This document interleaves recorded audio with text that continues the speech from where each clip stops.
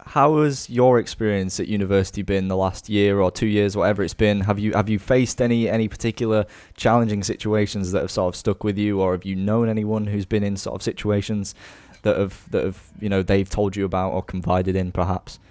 Yeah, I've definitely known several people I'm laughing, but it's not funny. Like, I've known several people that have been through experiences. I know, for example, I'll just say myself, because again, I don't need to put people's business out there, but No. for myself, I think it's just spitefulness. And when you're in town, people giving you a look it's very subtle, if that makes sense, but we clock on it quick, because we're like, first of all, you ain't ever seen such a fine ass chocolate darling walking down the street. I know. Listen, if you're gonna look, you gotta pay up, okay? You gotta pay up, because first of all, this is just the beginning. I mean, I haven't even glowed up yet. But yeah, honestly speaking, I think me and myself, is very subtle. People will give you looks. People will say little things when you're passing by, especially in town. Yeah. When you're in a group of more than 4, you definitely, it is the most annoying thing. The most annoying thing when you're in a shop and suddenly the security guard decides to follow you around. It's actually My happened. guy, what? It happens even in London. People feel like just because London's multicultural, it don't happen. It happens. So, look at me, brother. Look at me. Man will walk inside the shop like this, looking sweet, and I'll still get followed. That don't make sense. Like, it doesn't make sense. It is the most annoying thing, and it's like, we know why it's happening, but once we start voicing why it's happening, people are like, it's not that deep. Why are you trying to do the most? Why are you trying to speak? Like, why are you trying to like, he was only doing his job. He was only so. But if you're only doing your job specifically with certain groups, how am I meant to feel? You know? Yeah. And it's happened to me. And it's like, there are times where I've like had to walk out of the shop and not buy what I wanted to buy, because it's like, I don't need this right now. Like, I'm buying milk. Why? I'm buying milk. I have no pockets. How could I run out of the shop? And like, I have nothing. Like, and it's the most, that is one of the most annoying things for me. It's like, I have money. Stop following me. It's not by force. So yeah, So it's more just the sort of like more subtle things that perhaps people don't realise, or maybe do realise that they're overtly doing. Yeah. But on the receiving end of that, as someone who experiences it perhaps, a lot, it builds up and then becomes something that you are then hyper aware of, and it makes you feel isolated. Is that legit? Yeah.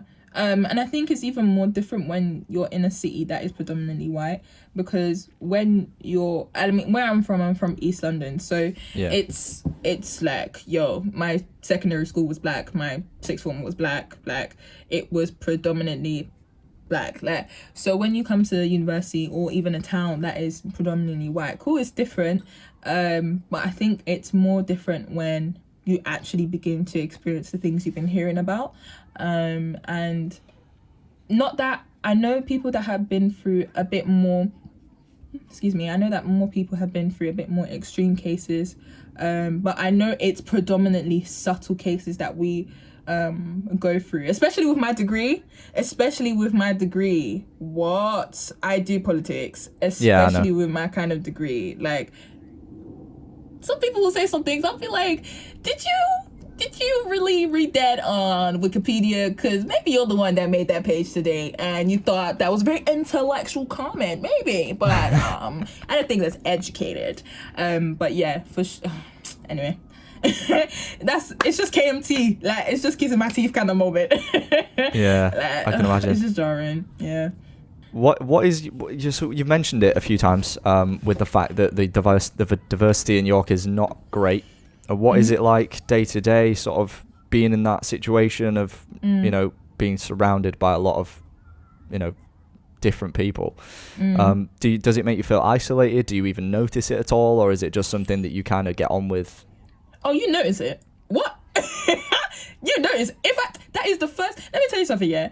Every single black student, before they enter university, the first two things that they look for is, are there other black people? And is there an African Caribbean society? And also, it depends. If you're a sporty person, can you play sports? But those are the two. The first one, are there other black people? Or will they be in my building? I lived in Durban.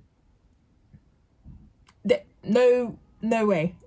There was like like 4 of us, and we were split in. That one's huge. There's like 15 different accommodations. So and they have to make sure they have the quota for each, accommodation, and say, we have someone here, we have someone there, have someone there. Cool. But the good thing is my actual flatmates were because I'm talkative, and because I'm like, if you mess with me, you're not just messing with me, you're messing with the God that I serve, kind of thing. It's just a little bit of fear. You have to play the game. So I presented that kind of personality, and I know people want to learn. I think that's the one thing that I really respect. I respect somebody that wants to learn, and that's how majority of them, because some people are just, common sense is not common in common people. I always say that. But majority really wanted to learn. Like, I remember I had I had my wig. I had my wig one day. I promise you, every black student that's listening to this knows where I'm going. They're like, here we go again. So usually, every single black girl has at least one. This is not my real hair, by the way. I just thought I'd say that. Cool. But every single black girl goes through a scenario where they ask you, is that your real hair? Oh my God, you changed your hair today. Today your hair's red. Oh, it's green. Today's blonde. And we always have that. So I've had it I had it twice when I changed my hair. I'm like, oh my God, your hair grew so much. And she was, she touched my hair. First of all, don't touch my hair.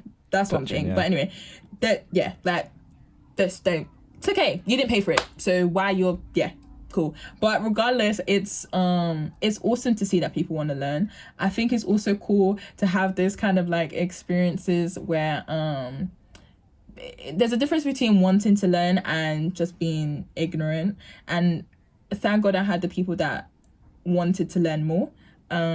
And they were very curious, but they weren't disrespectful. They were never like, oh, why do black people do this? No, they were very much like, oh, how about this? When I used to cook jollof rice or plantain, my friend would always come and be like, oh, that smells nice, like, where's that from? Because we know how to... One day I should cook for you, Liam, When I see you next year on the reels. Don't worry. I'm actually dead serious, like...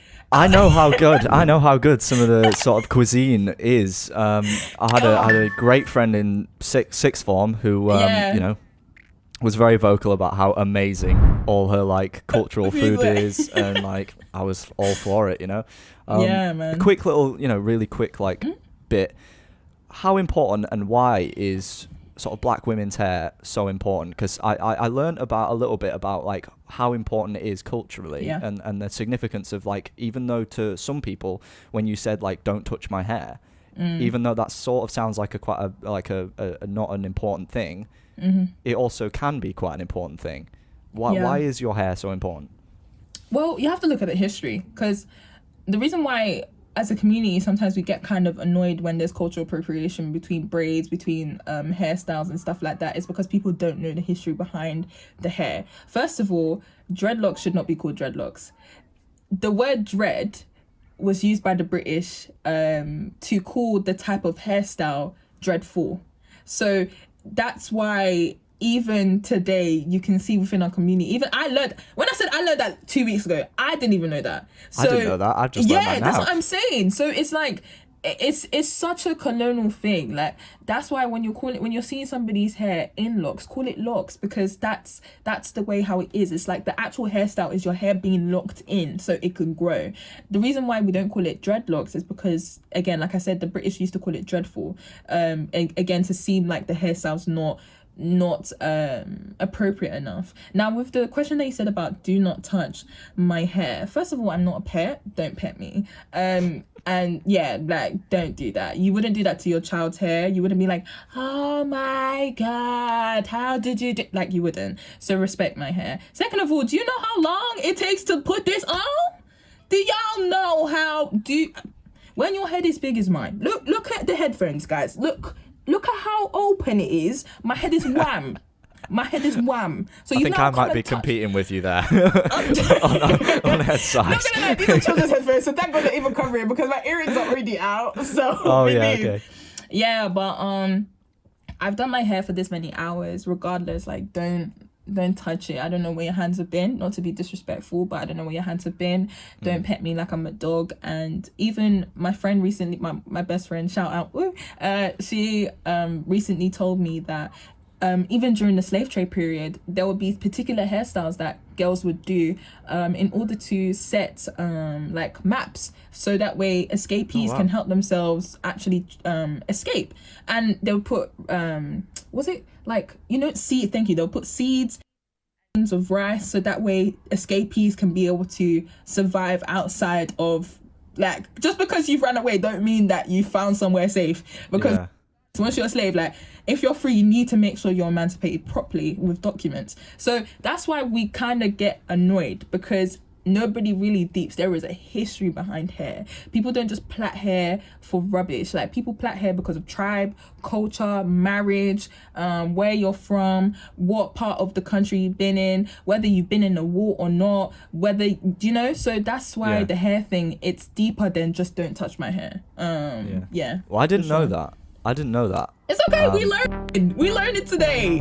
Light it up, yeah. Light it up, ride it out in the cut. Do your thing, turn it up. That's what's up. We gon' have a good time.